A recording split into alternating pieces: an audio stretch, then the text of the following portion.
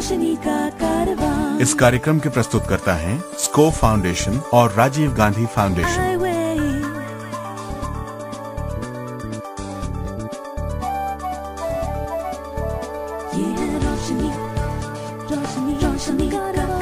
रोशनी जो करती है अंधेरे को दूर, रोशनी जो लाती है दिल में नूर, रोशनी जो दिखाती है रास्ता। ये है रोशनी का कारवां। क्या आप सिर्फ आहट से आने वाले को पहचान सकते हैं? हम पहचान सकते हैं। क्या आप अंधेरे में देख सकते हैं? हम देखते हैं। आंखें आपके पास हैं, पर रोज जीने के लिए जो शक्ति चाहिए वो सबके पास है। दृष्टिहीनों को आपका सहयोग चाहिए, सहानुभूति नहीं। This public awareness message is brought to you by Bosch & Lomb.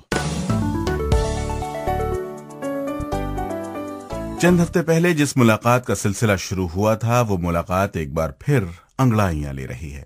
हमारी चंद मुलाकातों से जो एक रिश्ता, एक ताल्लुक कायम हो गया था, वो ताजा दम होना चाहता है, क्योंकि वो कारवां जिसका हिस्सा हम सब हैं, आज फिर एक ऐसे मकाम पर है जहां से रोशनी के कई नए सुराग मिलेंगे। वो रोशनी जो न सिर्फ हमारी नजरों को रोशन करेगी, बल्कि इसका असर हमारी रूह, हमारे ख्यालात और हमारी जिंदगी पर बहुत गहरा पड़ेगा। अरे भाई, तुम्हारी तरह मैं भी थोड़ा इमोशनल हो गई अरशद, और ये बताना ही भूल गई कि तुम अरशद हो, मैं सलीमा। सभी सुनने वालों को हम दोनों का आदाब। आदाब। अब आइए अपने आज के इस प्रोग्राम का बाज़ाब्ता आगाज करते हैं इंटरव्यू से, जिसमें हम मुलाकात करेंगे एक ऐसे शख्स से जिसने महज अपनी हिम्मत से जिंदगी की तमाम दुश्वारियों को हल किया है।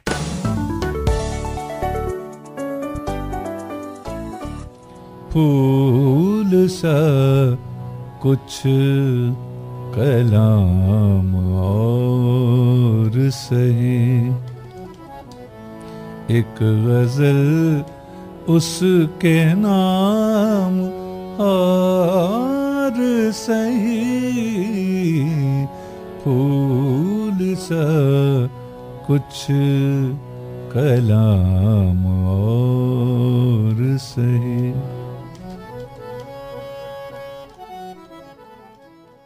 बहुत अच्छे, बहुत अच्छे। दिनकर साहब, आपकी आवाज़ तो बहुत ही खूबसूरत है, और हाल ही में आपको हरियाणा गवर्नमेंट की ओर से भी अवार्ड मिला है अपने गाने के लिए। तो दिनकर जी, आप हमारे सुनने वालों को बताएंगे कि आपने अपने संगीत का जो सफ़र है, आपने कैसे शुरू किया? मेरी मदर ने बहुत मुझे एनकरेज किया और थोड़ा थोड़ा मुझे गाना सिखाने की कोशिश की, लेकिन उस समय मेरा उस तरफ रुझान नहीं हुआ, और मुझे तबला बहुत अच्छा लगता था। तो फिर मुझे तबला सिखाया गया। एक गुरु थे पंडित शुक्रामणि जी, उनसे मैंने पंजाब घराने का तबला सीखा बाकायदा 7-8 साल। तो उसके बाद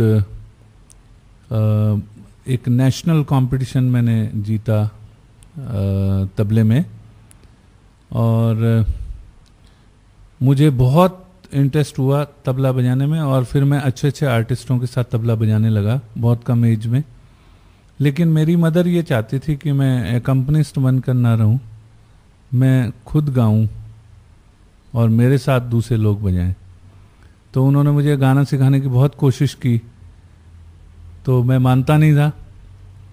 तो वो बोलते हैं कि उन्होंने कुछ इस तरह का कुछ तरीका अडॉप्ट किया कि धीरे धीरे धीरे धीरे मेरे को गाने में शौक़ होना शुरू हो गया, और तबला छूटता चला गया। तो फिर मैं उस्ताद भूरे खां साहब के पास गया, उनसे हारमोनियम की तालीम शुरू की, और आज तक भी चल रही है, और गाना भी उनसे सीखना शुरू किया। दिनकर जी, अगर आप दृष्टिहीन ना होते तो आपको लगता है कि आप संगीत फिर भी सीखते? मुझे ऐसा लगता कि मैं ब्लाइंड ना होता तब भी संगीत सीख पाता, क्योंकि मेरे घर में एटमॉस्फेयर था। मुझे ऐसा बताया जाता है कि जब मैं पैदा हुआ था तो मेरी मदर एक प्रोफेशनल ही कहूँगा रेडियो पे कार्यक्रम करती थी, बॉम्बे रेडियो पे। तो वो रियाज़ करती थी, तो तानपुरा ले करके और मुझे गोद में लेके रियाज़ करती थी। तो मैं भी थोड़े बहुत, जो बच्चा जिस तरह से भी इम्प्रोवाइज़ कर सकता उल्टा सीधा, तो मैं भी करता था। बाद में फिर शुरू से ही जो ही होश संभाला, तो मुझे लगा कि शुरू से ही तानपुरा, तबला, हारमोनियम, यही साउंड सुन के मैं बड़ा हुआ। किन किन आर्टिस्ट के साथ आपने काम किया है, ज़रा हमारे सुनने वालों को आप बताएंगे? हाँ, जैसे पंडित जसराज, प्रभा अत्रे जी, गिरिजा देवी जी, और पाकिस्तान के हुसैन बख्श, और परवेज़ मेहंदी, और फिल्म के लोग सुलक्षणा पंडित, हंसराज हंस, ये भी हैं। और ज़्यादातर ये जो पॉप एल्बम्स आप सुनते हैं पंजाबी बेस्ड हैं, उनमें ज़्यादातर एल्बम्स में मेरा ही बजाया हुआ हारमोनियम आप सुनते हैं। तो दिनकर जी अपने मधुर आवाज में हमारे सुनने वालों को किसी भी गाने का 2 लाइन सुनाएंगे? हमने एक शाम चरागों से सजा रखे हैं, शर्त लोगों ने हवाओं से लगा रखे हैं। हमने एक शाम चरागों से सजा रखे हैं, हमने एक शाम। वेरी गुड, वेरी गुड, बहुत अच्छे। दिनकर साहब, आप हमारे युवा प्रतिभा जो इस कार्यक्रम को सुन रहे हैं उनको जरा बताइए कि संगीत की दुनिया में आने के लिए और आगे जाने के लिए उनको 3 बातें अगर आप चुन के बताना चाहेंगे, वो क्या होगा? सबसे पहले अच्छे गुरु के पास बैठकर सीखना, बिना ये सोचे कि आगे मैं क्या बनूंगा या कहाँ पहुंचूंगा। पहले सही ज्ञान की प्राप्ति करना और उसके बाद उस ज्ञान को दुनिया में जाके परखना, और फिर कंटेम्प्रेरी जो आर्टिस्ट हैं उनको सुनकर सीखना। ये 3 बातें हैं जिससे आदमी संगीत में आगे बढ़ सकता है। तो दिनकर साहब, आप फिल्मों में काम करने का कभी सोचा है, प्रयास किया है? फिल्मों में गाना गाने का मौका भी चाहता हूँ और फिल्मों में संगीत भी देना चाहता हूँ। तो इसी सिलसिले में एक बार मैं अपने घर से भागकर काफ़ी महीनों के लिए बॉम्बे चला गया था और मैंने कोशिश की, काफ़ी प्रोड्यूसरों से, डायरेक्टर्स से मीटिंग की और मुझे कुछ काम भी मिल गया, 1-2 छोटी बजट की पिक्चर्स में म्यूज़िक के लिए और कुछ 5-6 सीरियल्स में म्यूज़िक के लिए, और कुछ गाने के लिए भी मिला उसी अपने ही प्रोजेक्ट में। तो लेकिन कुछ मजबूरियां थी, मेरे पेरेंट्स नहीं चाहते कि मैं बॉम्बे सेटल हूँ। तो दिनकर साहब, आपने हमसे बात किया, बहुत बहुत शुक्रिया and wish you all the best. डूब कर मौजे हवादिस से निकल आने का नाम, डूब कर मौजे हवादिस से निकल आने का नाम, जिंदगी है पे बपे मौजों से टकराने का नाम। इसलिए मैं कहता हूँ कि आपके साथ रहना बहुत मुफीद है। तो रहो ना, मना किसने किया है? वाह वाह, क्या बात कही आपने। लगा जैसे जिंदगी की एक बड़ी हकीकत चंद लफ्जों में समेट दी गई हो। सलीमा, आपका ये शेर दिनकर जी के लिए भी सही है, जिन्होंने मुश्किलात के मुंह में लगाम लगाई, और विक्रम डालमिया के लिए भी, जो हमारे आज के इस प्रोग्राम का हिस्सा हैं। अच्छा, तो आज हम जिस पर्सनालिटी को अपने प्रोग्राम में शामिल कर रहे हैं वो विक्रम डालमिया हैं। जी हाँ, आज उन्हीं के बारे में बता रही हैं जानी मानी फिल्मी हस्ती सुषमा सेठ। विक्रम डालमिया की कहानी जबरदस्त साहस और इच्छा शक्ति की कहानी है, जो बिना किसी की सहायता और एहसान लिए अपनी लगन के नशे में बुलंदियां छूते हैं। विक्रम आज एक सफल व्यवसायी और क्रिकेटर हैं, जो 12 साल की उम्र से ही रेटिनाइटिस पिगमेंटोजा नाम की आंखों की बीमारी से पीड़ित हैं। फिर भी इन्होंने कभी रुकना नहीं सीखा, बस आगे ही बढ़ना जाना है। कॉलेज परीक्षाओं में ये खुद ही लिखते थे। पढ़ाई के बाद करियर के लिए विक्रम ने उद्योगपति पिता के व्यापार में जाने की बजाय खुद अपने पैरों पर खड़ा होना पसंद किया। सन 1994 में पिता का कारोबार जब खराब परिस्थितियों से गुजर रहा था, तो विक्रम डालमिया ने उसमें नई जान फूंकी। देखते ही देखते कारोबार फिर फलने फूलने लगा। विक्रम वेस्ट बंगाल नेत्रहीन क्रिकेट टीम के सदस्य रहे हैं। पर्वतारोहण में भी उन्हें दक्षता हासिल है। जिंदगी के लिए उनकी रणनीति है, हमेशा आशावादी बने रहो, अपने लक्ष्य पर निशाना साधते हुए साहस से काम लो। ये थी सुषमा सेठ, और जो कह रही थी कि कौन कहता है कि आसमां में सुराख नहीं हो सकता। कौन कहता है कि आसमां में सुराख नहीं हो सकता? एक पत्थर तो तबीयत से उछालो यारो। भाई ये बात खूब है कि तुम मौके की ताक में रहते हो और कहते हो कि मैं अच्छी अच्छी बातें कहती हूँ। तुम बहुत अच्छी बातें कहते हो आपका ही असर है। वाकई क्या अच्छी बात कही है। भाई हमने तो सिर्फ कही है, कुछ लोग तो अच्छी बातें करते हैं, और जो लोग करते हैं ना वही असल में तारीफ के काबिल होते हैं। अच्छा तो अरशद तैयार हो जाइए। किस बात के लिए? अरे भाई चलना है ना एडवाइस सेक्शन की तरफ। हाँ। ऐसे तो हम यही दुआ करते हैं कि कभी भी किसी को किसी मुश्किल का सामना ना करना पड़े, ठीक है ना? हाँ। मगर जिंदगी की सच्चाई ये है कि जिंदगी है तो मुश्किलें हैं। जरूरत है तो बस उन मुश्किलों से लड़ने की और उनके ऊपर काबू करने की और उन्हें जीतने की।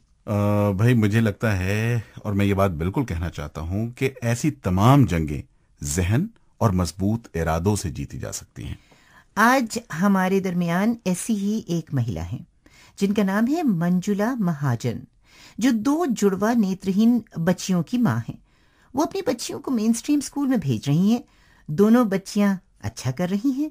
आइए पूछते हैं मंजुला से चंद सवाल और जानते हैं कि अगर जीवन में कभी ये समस्या सामने आए तो इसका सामना कैसे किया जाए।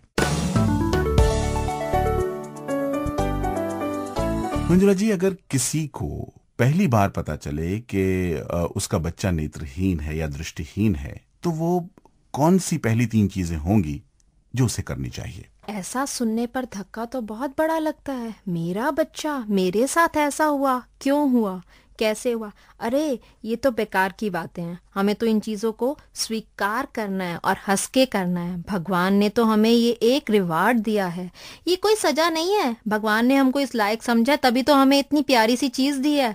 देखना, हम इसको बड़ा करके एक बहुत लायक इंसान बनाएंगे। यदि हम ऐसी चीजें मन में रखेंगे तो मानिए या ना मानिए, हमारे बच्चे का विकास सही ढंग से सही समय पर होगा।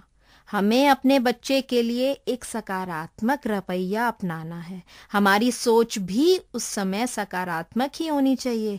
ऐसा करने से बच्चा खुश रहेगा, बच्चे का मानसिक विकास होगा और बच्चा अच्छा पनपेगा। और मैं एक तीसरी बात और कहना चाहूंगी, हम सबको मिलजुल के रहना है। हम सबको मिलजुल के इस बच्चे की सहायता करनी है। हमें और ऐसे ऐसे पेरेंट्स को मिलना चाहिए, उनसे बातचीत करनी चाहिए, अपना दुख शेयर करना चाहिए और अपनी बात।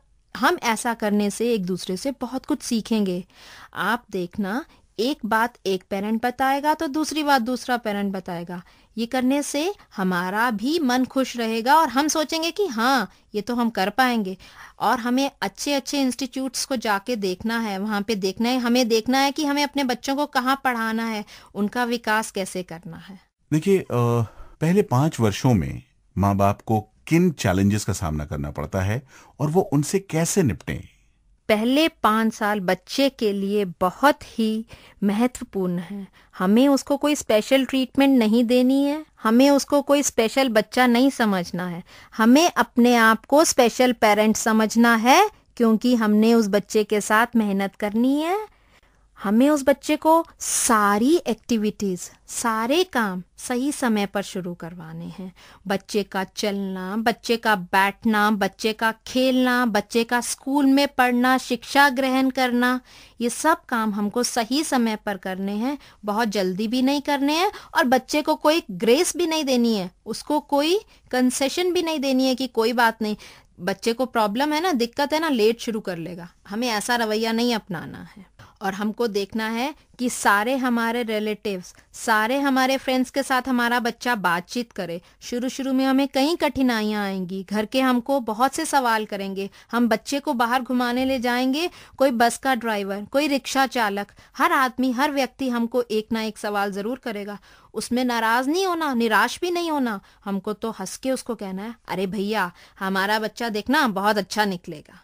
ऐसा कहने से आपके बच्चा भी एनकरेज होगा, बच्चे को मोटिवेशन मिलेगी और आपको मन से भी तसल्ली होगी कि हमने बच्चे के बारे में कुछ गलत जवाब नहीं दिया। अच्छा, आप ये कैसे सुनिश्चित करेंगी कि नेत्रहीन बच्चे या दृष्टिहीन बच्चे रोजमर्रा की जिंदगी में अपनी फैमिली लाइफ में किस तरह का हिस्सा लें और किस किस्म की जिम्मेदारियां उन्हें लेनी चाहिए? मैं तो आपको एक सलाह दूंगी कि कभी अपने बच्चे को हमें कंपेयर नहीं करना चाहिए।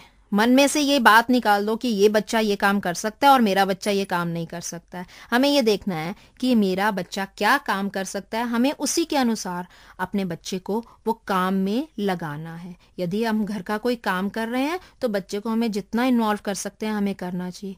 सब्जी काटना, रसोई से पानी लाना, दादाजी को तौलिया पकड़ाना, घर में मदद करना, बिस्तर बिछाना, ये सारी चीजों में हमें बच्चे को साथ ही अपने लगाना है। और बच्चे को हम जितना इन्वॉल्व करेंगे उतना बच्चा मोटिवेट होगा, बच्चा खुश भी होगा कि देखो मैं सब काम कर रहा हूँ। और उनको हमने जरूर ये सिखाना है कि केयरिंग एंड शेयरिंग, ये दोनों चीजें हमने अपने बच्चे के अंदर जरूर लानी है। यदि हमारे पास नॉर्मल बच्चा भी है घर में तो हमको कोई डिस्क्रिमिनेशन ना करके दोनों बच्चों को हर काम में इन्वॉल्व करना है। अपने चैलेंज्ड बच्चे को उसकी क्षमता के अनुसार कोई ना कोई काम जरूर देना चाहिए। दृष्टिहीन बच्चों के माँ बाप को उनकी सोशल और सामाजिक जिंदगी को बनाने के लिए क्या करना चाहिए? दोस्ती करने में इन बच्चों को थोड़ा सा भय महसूस होता है, इनमें इतना कॉन्फिडेंस नहीं होता है और दूसरे बच्चे भी इतनी जल्दी नजदीक नहीं आते हैं। लेकिन हमको उस चीज का प्रयास अवश्य करना है, उसके लिए हमारी कंट्रीब्यूशन चाहिए। हमें थोड़ी बहुत घर में पार्टी करनी चाहिए और बच्चों को बुलाने के लिए। देखो, ये दूसरे बच्चे हमारे बच्चे को इतनी जल्दी से अपने घर नहीं बुलाएंगे। ये काम हम दूसरों को बुला के, नॉर्मल बच्चों को अपने घर में बुला के, खेल कूद में उनको थोड़ा सा इंसेंटिव दे के जरूर कर पाएंगे। और देखना, थोड़ा समय ज्यादा लगेगा पर आपका एफर्ट बड़ा ही फलदायक होगा। थोड़े दिन बाद वो बच्चे आपके घर में जरूर खेलने आए। हम जब पार्क में जाते हैं तो हमें खाली चक्कर नहीं लगाना, हमको खेलना भी है। हम बॉल लेके जाएंगे और दूसरी चीजें, कूदने वाली रस्सी। उस दिन मैंने रस्सी में एक घुंघरू बांध दिया और मेरी दोनों बेटियों को मैं पार्क में ले गई। वो बच्चे ने देखा कि घुंघरू बज रहा है, उसने धीरे धीरे, थोड़ा समय ज्यादा लगा लेकिन कूदना सीख लिया। इस चीज से मुझे इतनी खुशी मिली कि अगले दिन मैं 2-3 साउंड बॉल्स ले गई पार्क में। मेरी बेटियां खेल रही थी और पास वाले बच्चों को इतना ज्यादा अच्छा लगा कि वो भागे भागे आए, आंटी हम भी बॉल फेंके। तो बच्चे मुझसे पूछने लगे, मम्मी पहले तो ये हमसे बात भी नहीं करते थे, आज ये खेलने आए हैं। मैंने बच्चों को साथ अकड़ के बात नहीं की, मैंने कहा बेटा खेलो, देखना ये कल फिर आएंगे। बच्चे उस दिन भी खेले और अगले दिन से फिर वो 2 बच्चों को और लेके आए। तो ऐसे उनकी दोस्ती शुरू हो गई। अब मेरी बच्चों की फ्रेंड्स भी हैं, वो पार्क में जाने में बड़ी खुश होती हैं। शाम को 6 बजे बोलती हैं हमको पार्क जाना है और खेलना है। दोस्तों, अगर आप हमसे कोई सवाल पूछना चाहते हैं तो हमारे वॉइसमेल नंबर पर अपने सवाल को रिकॉर्ड कर सकते हैं और हम उसका जवाब आपको बाद में दे देंगे। हमारा नंबर है, अगर आप हरियाणा से कर रहे हैं तो 9896000555 और अगर हरियाणा के बाहर से कर रहे हैं तो इस नंबर के पहले 0 लगा लें। मंजुला महाजन जी, आपका बहुत बहुत शुक्रिया कि आपने इतनी सारी बातें बताई। आइए हम अपने नेक्स्ट सेगमेंट की तरफ मुड़े। और ये नेक्स्ट सेगमेंट जो है, इसका नाम तो खैर बहुत खूबसूरत है, छूले आसमान। लेकिन दरअसल इसमें हम कुछ छुपा छुपी बातें सुनते हैं, बड़े प्यारे प्यारे से बच्चों की। पहले भी हम लोग ऐसी बातें कर चुके हैं, याद है ना अर्शद? अच्छा, तो अब हमारी नजरें हैं इस ग्रुप पर। वेंकटेश हैं और इनके साथ हैं इनके दोस्त अमोल, आकाश, ओमकार और अंकिता। और ये बता दें आपको कि ये सब के सब बच्चे Indian Education Society School Charkop Kandivali में जो है मुंबई में, वहां पर पढ़ रहे हैं। और हम दोनों और आप सब अब इनकी प्यारी प्यारी बातें सुनेंगे। हेलो, मेरा नाम वेंकटेश गोपाल परब है। मेरा नाम अमोल प्रमोद लाड है। मेरा नाम अंकिता शांताराम वारगोडे है। मेरा नाम ओमकार अनिल शेरे है। मेरा नाम आकाश दिलीप येवले है। हमने राइनो श्वास नहीं, मतलब स्कूल में राइनो देखा है। राइनो श्वास भी दिखाया था। खेलते हैं मतलब बहुत कुछ खेलते हैं। फुटबॉल, कबड्डी। आनवी को शिमबिर बताया वो मतलब आकाश ने एक मतलब कविता चैलेंज, वो जोक दिखाते मतलब ये एक कविता थी वो मैं बोल के दिखाता हूँ। मतलब आकाश बहुत अच्छी तरह से बोलते हैं। तो मतलब ये कविता है। एक दिन यमदूत, मतलब एक कवि रहता है और वो कवि बोलता है, एक दिन यमदूत मेरे घर आया, दरवाज़ा खटखटाया, मैंने जैसा ही दरवाज़ा खोला, यमदूत मुझसे बोला, कविराज मैं तुझे लेने को आया हूँ जस्ट, और मैंने मेरे बीवी को आगे किया और कहा लेडीज़ फर्स्ट। और उसने यमदूत ने मुझसे कहा, कविराज उस जाड़ी मोटी स्त्री को हटा दो, मैं डर रहा हूँ। तो वो यमदूत बोलते हैं अरे, तो कविराज बोलते हैं कि अरे 4 साल से मैं उसी से ही, क्या 4 साल से, हाँ उस 4 साल से मैं उसी स्त्री से ही गुजारा कर रहा हूँ। 3 आदमी होते हैं, उनमें से पहला आदमी बोलता है मेरे पत्नी ने 2 रात से पिक्चर देखे इसलिए मुझे 2 बच्चे हुए। दूसरा बोलता है मेरे पत्नी ने त्रिदेव पिक्चर देखे इसलिए मुझे 3 बच्चे हुए। तो तीसरा चिंता करने लगता है। दूसरा तीसरे से पूछते है तुम चिंता क्यों कर रहे हैं। तीसरा बोलते है मेरी पत्नी अलीबाबा और 40 पिक्चर देखने को गई।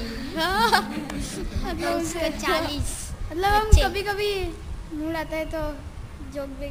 मुझे इतिहास पर पीएचडी करनी है, मतलब शिवाजी महाराज का जो इतिहास है ना उसका संशोधन करना है। मुझे बड़े होकर इलेक्ट्रिकल बनने का है। मुझे बड़े होकर कंप्यूटर इंजीनियर बनना है। क्रिकेटर बनना है। मैं बड़े होकर डॉक्टर बनना है। मेरा नाना पाटेकर है, तो वो स्पष्ट वक्ता है और काम भी अच्छा करता है, इसीलिए मुझे बहुत अच्छा लगता है वो। जॉन अब्राहम, उसकी एक्टिंग अच्छी है इसलिए। अभिषेक बच्चन, उसका 10 पिक्चर मेरा फेवरेट पिक्चर है। मुझे जॉन अब्राहम अच्छा लगता है, उसका बॉडी भी अच्छा है। जॉन अब्राहम एक्टिंग बहुत अच्छी करता है। हैट्रिक।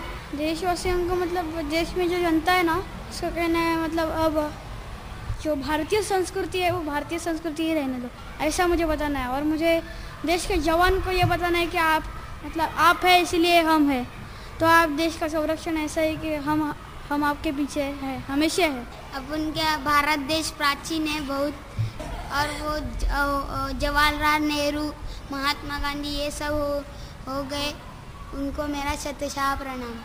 ईस्ट और west, India is the best. अगर हमारे देश को सुधारना है तो हर देशवासियों ने हमारे देश के लिए थोड़ा टाइम देना चाहिए। पुराने संस्कृति का जतन करना चाहिए, भेदभाव नहीं करना चाहिए जाति का। सोबती तुम्ही मिळूनी चालणे, जुळवूनी मने मिळूनी बोलणे, विचार सारखा सारखी मते। सलीमा, हमें वाकई आपका बहुत बहुत शुक्रगुजार होना चाहिए कि आपने इतनी खूबसूरत दुनिया दिखाई, और ये सब झलका इन छोटे बच्चों की मजेदार चटपटी बातों में। ठीक है ना, चलिए चलते चलते क्या करते हैं हम, चलते चलते अलविदा तो कहते ही हैं, लेकिन उससे पहले कुछ और भी करते हैं। अरशद, एक सवाल पूछते हैं जिसका जवाब देके आप एक खूबसूरत सा गिफ्ट हमसे ले सकते हैं। जी हाँ, और आज का सवाल है name a screen reading software, यानी कि किसी एक स्क्रीन रीडिंग सॉफ्टवेयर का नाम बताइए। ये है हमारा address, I way radio contest, Score Foundation, PO box 3903, new Delhi 49। 15 दिनों के अंदर अंदर तक हमें आपका जवाब मिल जाना चाहिए, क्योंकि उन्हीं सही उत्तर के आधार पर हम उनका लकी ड्रॉ निकालेंगे और 5 लकी विजेताओं को मिलेगा एक स्पेशल आईवे टी-शर्ट। बहुत जरूरी बात जो आपसे करनी है, वह हम ये चाहते हैं कि आपका पार्टिसिपेशन, आपका सहयोग हमें हमेशा मिलता रहे। हम चाहेंगे कि आप अपनी समस्याएं, चाहे वो लीगल हो, मेडिकल हो, अधिकारों से संबंधित रखती हो, रोजगार या शिक्षा के बारे में हो, किसी भी तरह की समस्या जो ब्लाइंडनेस से संबंधित हो, तो 09896000555 और हरियाणा से 9896000555 पर कॉल करें, या हमारी ईमेल आईडी भी नोट कर लें, radio@iway.org पर लिखें। और हाँ, हमारा पोस्टल एड्रेस जरूर नोट कर लें, ये है I way radio programme, Score Foundation, PO box 3903, new Delhi 49। Salima वक्त खत्म हो रहा है, चलिए। भाई तो इंतजार की बात तो बताने दो, क्योंकि हमारे इंतजार का जब तक हमारे हम सफरों को नहीं पता चलेगा तो फिर हमारी मुलाकात कैसे होगी। भाई हमारी मुलाकात अगले हफ्ते फिर से होगी इसी प्रोग्राम में, इसी जगह। आप जल्दी चलिए। चलिए, खुदा हाफिज। खुदा हाफिज। आई वे, ये है रोशनी का कारवां। आई वे,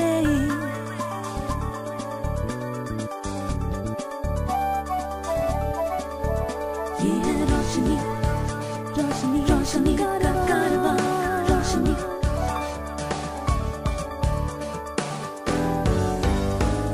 आई वे, ये है रोशनी का